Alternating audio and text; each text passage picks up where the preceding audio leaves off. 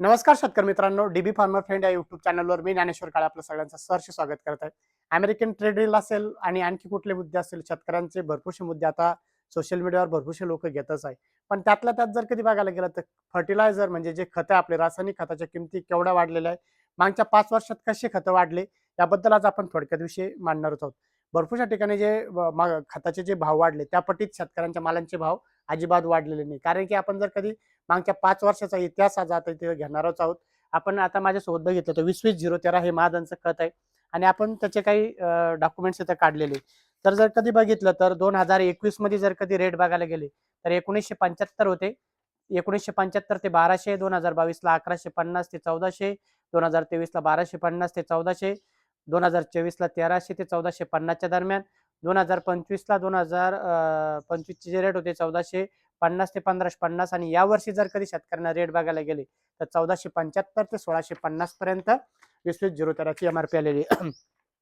आता जर का तुम्ही जवळून बघितलं तर आमच्याकडे आता हे 20-20-013 ची बॅग आहे आणि याची जी एमआरपी जर कधी बघितली तुम्ही तर 1600 रुपये एमआरपीचं 20-20-013 इथं आलेलं आहे. तुम्ही जर कधी बघितलं maximum retail price included all tax 1600 रुपये पर बॅग 20-20-013 महादनचं आमच्याकडे आता आलेलं आहे. म्हणजे जर कधी आपण बघितलं हा डॉक्युमेंटच आहे. भरपूरशा ठिकाणी ज्यावेळेस भाव वाढले जातात तर भाव कधी वाढवले जातात तर सरकारचा जो भाव वाढवण्याचा जर का तुम्ही क्रम बघितला तर त्याचा क्रम असतो रब्बी हंगामात. कारण की त्यावेळेस खताची मात्रता ही कमी लागते. कारण की रब्बी हंगामामध्ये भरपूरसे शेतकरी जे खत येतो ते 4, 5, 8 बॅग याच्यावरती खरेदी करत नाही. पण खरीप हंगामामध्ये कधीही भाव वाढ झालेली तुम्हाला दिसून येत नाही. रब्बी हंगामामध्ये भाव वाढ झालेली असते आणि त्याला भरपूरसा टाइम तिथं गेलेला असतो. त्यामुळे शेतकरी त्याच्या विरुद्ध कधीही आवाज वाढत नाही. आता जर कधी बघितलं आपण प्रामुख्याने मागच्या 2024 जर कधी आपण काढलं तर 1300 ते 1450 दरम्यान होती. म्हणजे आजच्या कंडिशनला बघितलं तर 250 रुपये पर बॅग इथं 20-20-013 मध्ये वाढ झालेली. 20-20-013 मध्ये एवढी वाढ आहे.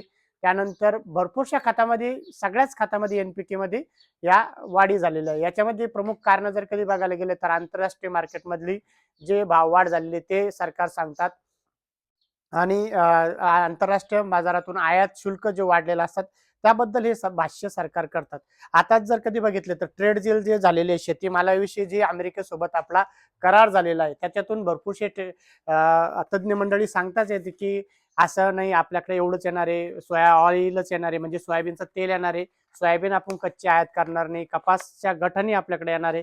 कच्चा कपास आपण आयात करणार नाही आणि जे डेअरी प्रोडक्ट्स आहे म्हणजे दूध जे आपण ते आयात मोठ्या प्रमाणात करणार नाही. फक्त पावडर त्याची काही प्रमाणात आयात करणार आहे. म्हणजे डायरेक्ट इनडायरेक्ट हे जे सगळे मुद्दे आहे भावाला कुठेतरी भिडणारे आहेच. पण रासायनिक खताचा मुद्दाच आपण का बरं हाती घेतला तर रासायनिक हा आता सध्या वाढ झालेली ते दर कधी लागू होतील ते माहित नाही. पण रासायनिक खताचे दर तुम्हाला या खरीप हंगामापासून वाढीव बघायला मिळेल. जे पोटॅश तुम्हाला 900 रुपयाला 3-4 वर्षापूर्वी भेटायचं त्याचे रेट 1900 रुपये झालेले. त्या पटीत तुमचे जर कधी मक्काचे भाव बघायला गेले तर मक्काचे या वर्षीचे भाव बघायला गेले ते 1400, 1500 आणि 1600 आणि एक 8 दिवस 1700 रुपये मक्का विकलेली गेलेली आहे. पण त्याच्यात बी शेतकऱ्याला खर्च जो वजा करता 1600 रुपये म्हणजे तुमचा ट्रान्सपोर्टेशन वगैरे खर्च करता वजा जर कधी केला तर 1500च्या त्याच्या जास्तीचा भाव जरी कुठल्याही शेतकऱ्याला मिळालेला नाही.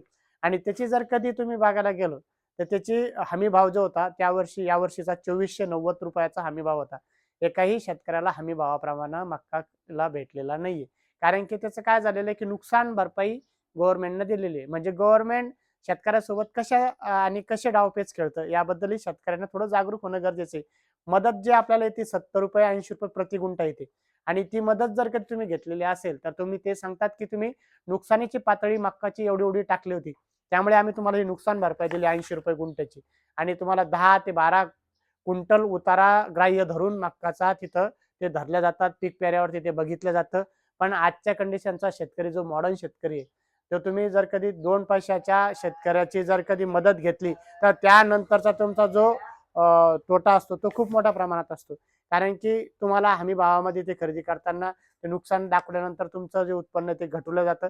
या सगळ्या गोष्टी यानी तर अनेक अशा गोष्टी आपण त्याच्यावरती डिटेल व्हिडिओ बनवणारच आहोत. पण आपण आज 20-20-013चा हा मुद्दा मांडलेला आहे. 20-20-013 जर कधी बघायला गेलं तर आजच्या कंडिशनला एनपीके खतामध्ये म्हणजे रासायनिक खतामध्ये सगळ्यात स्वस्त मिळणारा ग्रेड आहे.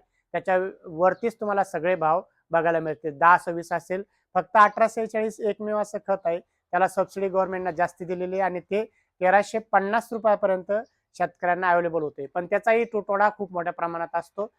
स्थानिक व्यापारी असेल किंवा मोठे डिस्ट्रीब्युटर असतील किंवा कंपनी असेल, याच्यामध्ये मोठ्या प्रमाणात लिंकिंग मटेरियल दिलं जातं. आमच्यासारखे कोणी त्याच्यावरती मोठा आवाज काढू शकत नाही, कारण की आम्हाला ते माल घ्यावा लागतो. त्यामुळे लिंकिंग बद्दल भाष्य आम्हाला करणं योग्य नाही. पण भरपूरशा ठिकाणी मालही त्याचा खूप मोठ्या प्रमाणात कमी असतो. DAP खूप मोठ्या प्रमाणात कमी असतो. पण भरपूरशा ठिकाणी DAP सोबत पोटॅश द्यावं लागतं, कारण की 18% नायट्रोजन आणि 46% फॉस्फरस, 0% पोटॅश असल्यामुळे तिथं तुम्हाला पोटॅश देणं गरजेचं आहे. कारण की इनिशियल स्टेजला म्हणजे वाढीच्या अवस्थेत तुम्ही DAP देऊ शकतात, पण ज्यावेळेस दाणा भरायचा असेल किंवा वजन वाढीसाठी पोटॅशची गरज असेल, त्यावेळेस तुम्हाला पोटॅश देणे. पोटॅश आणखी ₹1900 आहे. म्हणजे तर जर तुम्ही गुणोत्तर केलं 1350 प्लस 1900, तेही जोडी जर कधी बघायला गेले 3300-3400च्या पुढेच तुम्हाला तिथं जाते. शेतकरी मित्रांनो, हे जे भाव असतात, या भावावरती आवाज उठू नये म्हणून रब्बी हंगामात खूप हुशारीने हे भाव वाढवले जातात. रब्बी हंगामामध्येच हे भाव वाढतात. खरीप हंगामात कधीही भाव हे वाढवले जात नाही. त्या बदल्यात जर कधी तुम्ही बघायचं झालं तर MSP जो असतो, म्हणजे हमी भावाचं जे दायरा असतो, तो एप्रिल-मे मध्ये येतो. पण हमी भावात कधीही शेतकऱ्याचा माल आजपर्यंत या देशात खरेदी केला जात नाही. हमी भावाचा माल खूप कमी शेतकऱ्यांकडनं खरेदी केला जातो. त्यासाठी लागण तेवढे डॉक्युमेंट घेतले जातात, नंबर दिले जातात. या सगळ्या गोष्टी म्हणजे शेतकऱ्यांची कशी पिळवणूक केली जाते याबद्दल आपण एक सिरीजच चालवणार आहोत. पण थोडक्यात आज आपण रासायनिक खतावरती हा एक व्हिडिओ बनवलेला होता आणि त्याचे आपल्याला सगळे पुरावे इथं दाखवलेच आहे. महाजनच्या प्रमाणे दुसऱ्याही कंपनीचे आपण आता क्रिप्कोचं 20-013 बघितलं. 2021ला जर 950-1100च्या दरम्यान, 2022ला जर कधी बघितलं तुम्ही तर 1150 ते 1300च्या दरम्यान, 23ला 1200 ते 1300च्या दरम्यान भाव होते, 24ला 1250 ते 1400च्या दरम्यान होते आणि 2025ला 1300 पर्यंत होती स्टँडर्ड याचे रेट होते. आणि 26 मध्ये जे रेट आहे 1350 ते 1550 पर्यंत क्रिप्कोचेही रेट वाढलेले. त्यानंतर दुसरी कंपनी आपण जर कधी बघितली तर दुसरी कंपनी NFL जे किसान आहे, त्याची जर कधी रेट बघितले 2021 मध्ये 950, 1150, 2022ला 1150, 1350, 2023ला 1200, 1350, 24ला 1250 ते 1400 दरम्यान, 2025ला 1300 आणि यावर्षीची रेट जर कधी बघितले तर ₹1450 करंट मार्केट प्राइस NFL किसानचे चालू आहे.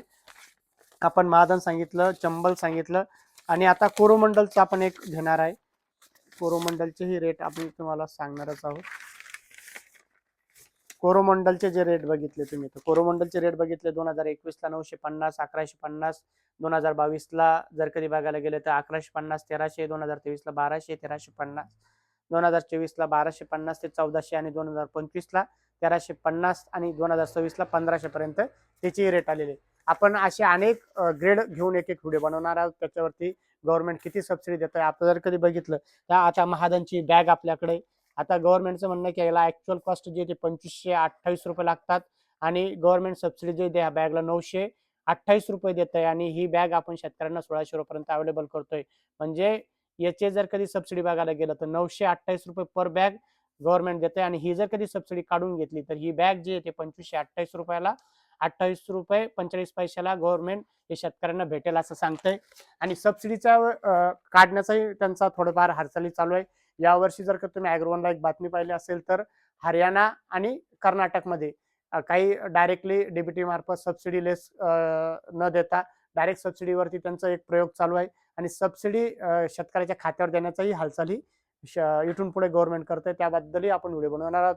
आणि युरिया जो आहे तो 40 किलोचा झालेला आहे, सल्फर कोटेड युरिया झालेला आहे. त्याबद्दलही आज पुढच्या व्हिडिओमध्ये आपण डिटेल माहिती देणार आहोत. तुम्हाला जर कधी आमचा व्हिडिओ आवडला असेल तर व्हिडिओला शेअर आणि फॉलो करायला विसरू नका. धन्यवाद शेतकरी मित्रांनो.